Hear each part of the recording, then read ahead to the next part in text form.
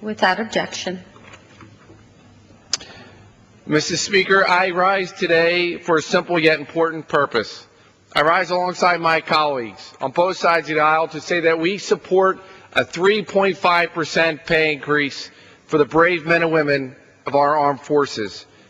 Madam Speaker, when I was serving in Baghdad, I fought alongside Specialist Juan Arevalo, or RV to his friends and fellow paratroopers.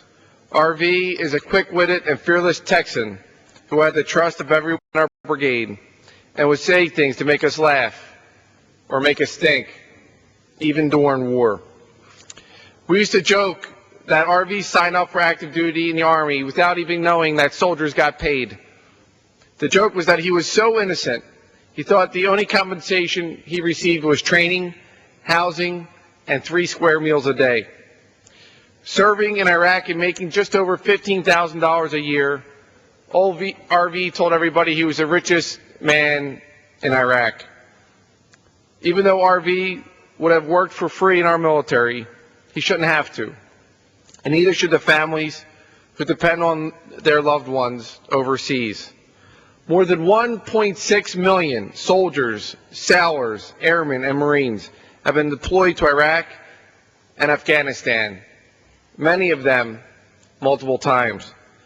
These are the brave men and women whose pay we seek to raise today, a pay raise that is long overdue.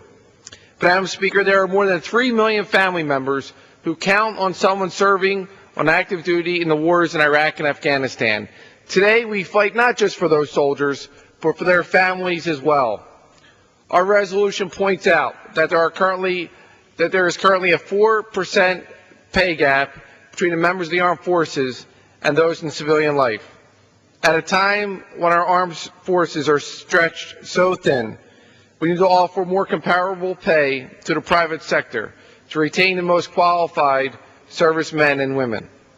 Our resolution also gives thanks for their valiant service to our nation. Mr. Speaker, this is a common sense measure, but unfortunately, our President has called this pay increase unnecessary. And yet, 2 weeks ago, President Bush said, and I quote, "America does what it takes to support our troops." The President criticizes the spending priorities of this Congress, but stands in the way of a pay increase for our troops. I say the President should do what it takes to support our troops. This pay raise is long overdue, and it's necessary, and President Bush's opposition to it is simply unconscionable. Mr. Speaker, with a 3.5% pay increase, we aren't talking about a lot of money.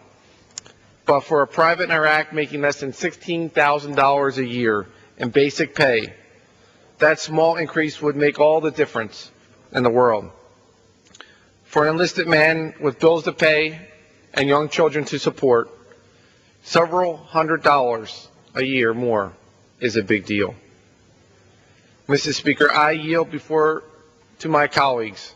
I want to thank the gentleman from North Carolina, Mr. Jones, for his courageous support, Chairman Murtha, Chairman Obey, Chairman Snyder, as well as Chairwoman Davis and Chairman Skelton for their leadership on this issue. I reserve the balance of my time. Gentleman